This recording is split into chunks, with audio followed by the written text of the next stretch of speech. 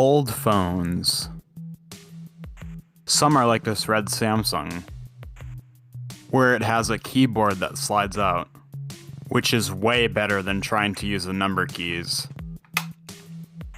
But this boy is not the only type of old phone. We also have this other Samsung, and this one can flip open. I never really understood the functionality of flip phones, because flipping kinda seems pointless. It could protect the buttons from getting pressed accidentally, which, I guess that's a function. But there is one more style of old phone that I have not covered in this intro yet. So let's get these two old boys out of here. Today, we're going to be talking about this big boy. This is the Kyocera KWC 2235, which is an incredible naming decision by Kyocera. I'm not even sure if Kyocera makes phones anymore. So you may be wondering when this boy was made, and it was made a year after that Nokia, which would be 2001. So yeah, this boy is pretty old. Also, this boy was designed mostly for the ergonomics of your hand, which is how this strange shape exists. So yeah, I'd say this boy is very unique but very forgotten. Like, this thing will never be a meme quite like the Nokia 3310. Although if it didn't have that antenna, it would almost look like the 3310. The screen bezel thing is a rounded egg shape, which is just kinda like the Nokia. It also has a unique and very different button setup. Like, what is this? Usually the OK button's in the middle of the arrow keys. Even the whole keypad looks like it was ripped straight off the 3310. This one has a big Verizon sticker though, and on the back is where there are more differences. I don't know if you can see this, but it says it's using a Qualcomm 3G chip. I guess Qualcomm has been around for a pretty long time. And 3G too. I could have probably called and texted on this boy a few years ago. I sure hope this battery works when we test it, because it's almost 22 years old. I'm surprised it has this antenna, because even the Nokia didn't have one of those. I mean, it still looks pretty cool. Imagine if a modern iPhone had one of those sticking out of the top. There'd be no more worries about 5G, that's for sure. I just love this boy. It's nostalgia for someone that didn't even live in the time period. What is not nostalgia are these proprietary ports that make no sense. They really wanted people to commit to the brand. But otherwise, this boy is a really cool old phone. And this boy is a pretty unique device. Or is lacking uniqueness, since I compare it to the 3310. But anyways, we should probably turn this boy on so we can experience it for ourselves. So yeah, here goes nothing. It's thinking. Come on, old boy, I believe in you.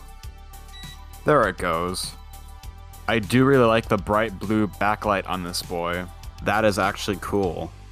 Alright, show me the fun stuff. Messages.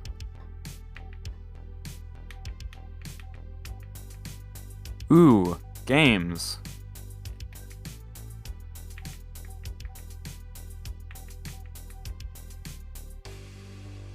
Ah, a Kyocera version of Brick. Okay. Start.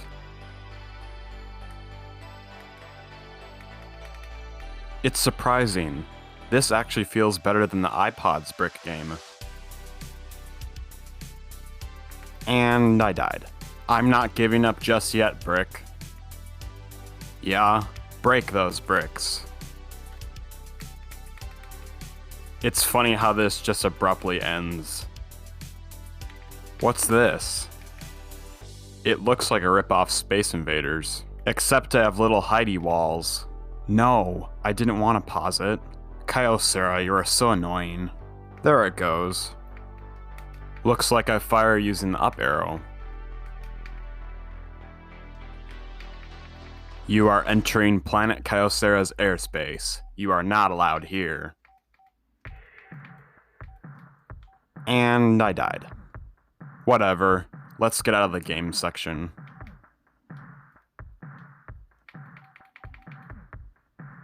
And now we should check out the other things this boy has to offer.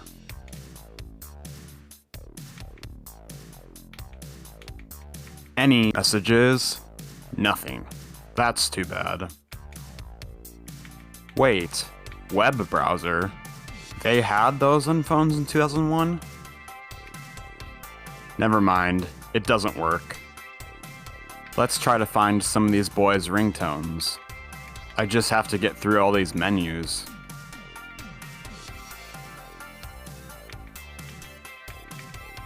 God, there's too many of them.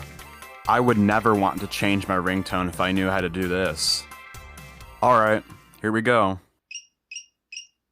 Well, it's definitely not Nokia tune.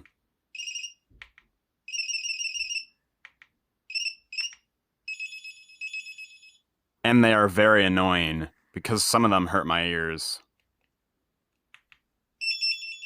Like that one. Ow. That one was lame.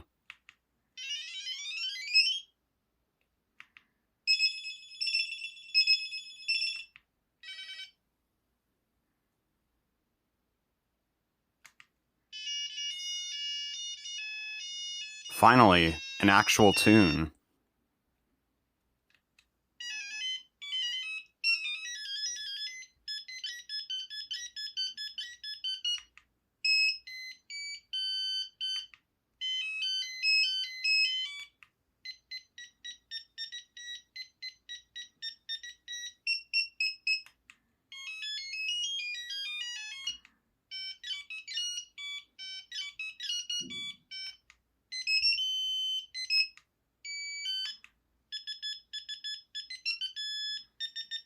Nice try, Kyocera, but Christmas is over. Who would ever set this one as a ringtone anyway?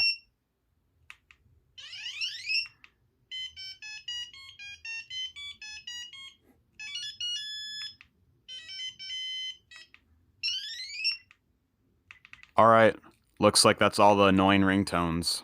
I think I missed one at the top though, so now it's time to scroll through all of them. Here it is. And it was lame. Well, let's get back through all these menus. What's this menu? Whoa. For security's sake, I can't show you the number. There we go. Now we're back to the home screen. If you can even remotely call it that. So yeah, this boy has all the things you'd expect from an early 2000s phone.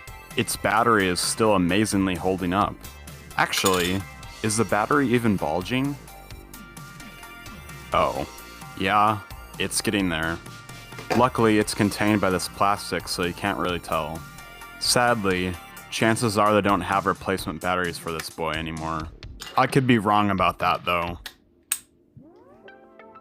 Anyways, when I was using this boy, he actually ran pretty decently. The keypad was a little confusing at first, but I got the hang of it eventually.